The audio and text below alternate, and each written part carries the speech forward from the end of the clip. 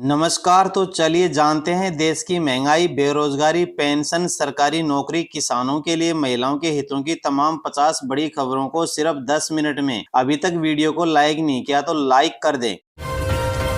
मोदी ने पीएम आवास में सिंदूर का पौधा लगाया। गुजरात दौरे पर 1971 के भारत पाक युद्ध की वीरांगनाओं ने दिया था। प्रधानमंत्री नरेंद्र मोदी ने गुरुवार को विश्व पर्यावरण दिवस के मौके पर पीएम आवास पर सिंदूर का पौधा लगाया। ये पौधा उन्हें 25-26 मई को गुजरात दौरे के दौरान कच्छ में 1971 के भारत पाक युद्ध में बहादुरी दिखाने वाली महिलाओं के ग्रुप ने भेंट किया था। थरूर ने कहा, देश हित में काम करना पार्टी विरोधी नहीं, बॉर्डर पर पार हम सिर्फ भारतीय हैं। अमेरिका में बोले, भारत को किसी की सलाह की जरूरत नहीं। भारत सरकार के डेलीगेशन में अमेरिकी दौरे पर गए कांग्रेस नेता शशि थरूर ने गुरुवार को पार्टी विरोधी बयानबाजी पर प्रतिक्रिया दी। उन्होंने कहा, जो लोग राष्ट्र हित में काम करने को पार्टी विरोधी गतिविधि मानते हैं, उन्हें खुद से सवाल करना चाहिए। राज ठाकरे बोले, महाराष्ट्र में सिर्फ मराठी और इंग्लिश पढ़ाई जाए, सरकार लिखित आदेश जारी करे, हिंदी अनिवार्य नहीं वरना आंदोलन करेंगे। एमएनएस नेता राज ठाकरे ने महाराष्ट्र सरकार से अपील करते हुए कहा, वो लिखित आदेश जारी करके पहली कक्षा से बच्चों को सिर्फ मराठी और इंग्लिश पढ़ाई जाएगी, हिंदी को अनिवार्य नहीं किया जाएगा। बेंगलुरु भगदड़ के बाद भाजपा द्वारा कर्नाटक सीएम के इस्तीफे की मांग पर कांग्रेस नेता हरीश रावत ने कहा, भाजपा ने ये बात गोवा में, मध्य प्रदेश में और दूसरे स्थानों पर लागू क्यों नहीं की? वहां मंदिरों में भगदड़ मची थी, लोग अनुमान से बहुत बड़ी संख्या में आ गए, जिसके कारण सरकार ने जो व्यवस्थाएं की थी वो फेल हो गई। घटना का सभी को दुख है, न्यायिक जांच बैठा दी गई है। रेलवे बोर्ड की सूचना एवं प्रसार विभाग के कार्यकारी निदेशक दिलीप कुमार ने कहा, वंदे भारत एक्सप्रेस पूरे देश की पहली पसंद बन गई है। जबकि जम्मू से श्रीनगर तक रेलवे लाइन बनकर तैयार हो गई है। इस पर चलने वाली पहली यात्री ट्रेन वंदे भारत होगी और हम जम्मू और श्रीनगर के लोगों को 2 वंदे भारत का तोहफा देने जा रहे हैं। हरियाणा भाजपा अध्यक्ष मोहन लाल बरोड़ी ने कहा, प्रधानमंत्री मोदी की सेवा, सुशासन और गरीब कल्याण के संकल्प से सीधी तक की 11 वर्षों की सरकार की उपलब्धियों को लेकर यहां एक कार्यशाला का आयोजन किया गया है। आज विश्व पर्यावरण दिवस के अवसर पर जियो ज्ञान पार्क में वृक्षारोपण कार्यक्रम का आयोजन किया गया। प्रधानमंत्री ने एक पेड़ मां के नाम का आह्वान किया है। सभी से आह्वान है कि देश में अधिक से अधिक पेड़ लगाएं।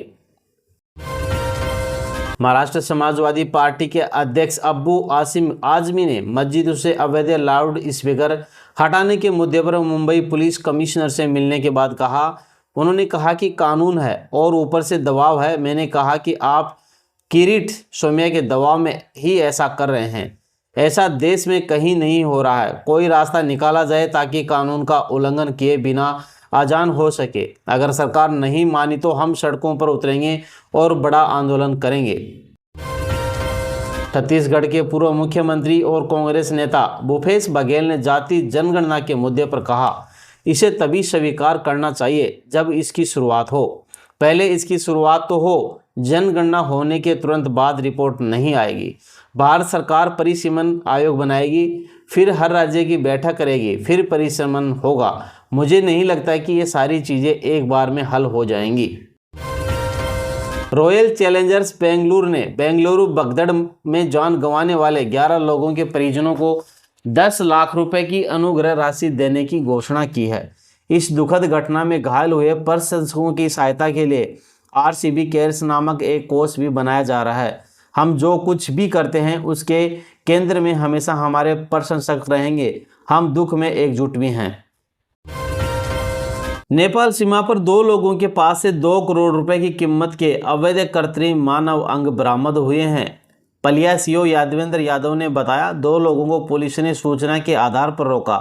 इनकी गाड़ी से और इनके घर से कुल 134 पैकेट कृत्रिम मानव अंग बरामद हुए हैं, जिनकी कीमत लगभग 2 करोड़ रुपए है। ये कृत्रिम मानव अंग नेपाल के रास्ते तस्करी करके भारत में लाए गए थे। अवैध तस्करी के संबंध में मामला दर्ज किया गया है। शर्मिष्ठा पनोली को कलकत्ता उच्च न्यायालय से अंतरिम जमानत मिली। शर्मिष्ठा पनोली के वकील डीपी सिंह ने कहा, उन्हें 3 शर्तों पर जमानत मिली है कि वह अपना पासपोर्ट देंगी वह जांच में शामिल होंगी और जमानत बॉन्ड पर हस्ताक्षर करेंगी। साकेत कोर्ट लॉकअप के अंदर 2 कैदियों जितेंद्र और जयदेव ने कैदी अमन की हत्या कर दी। दिल्ली पुलिस के अनुसार जितेंद्र और अमन के बीच मारपीट की घटना के कारण पुरानी दुश्मनी थी, जो 2024 में हुई थी, जब वे दोनों जेल के बाहर थे।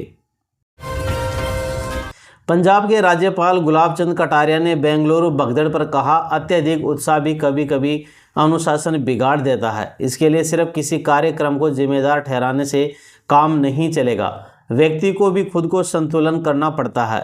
यह एक दुखद घटना है। मेरा अनुरोध है कि जब ऐसे कार्यक्रम हो तो प्रशासन के साथ साथ जनता को भी अनुशासन पर ध्यान देना होगा।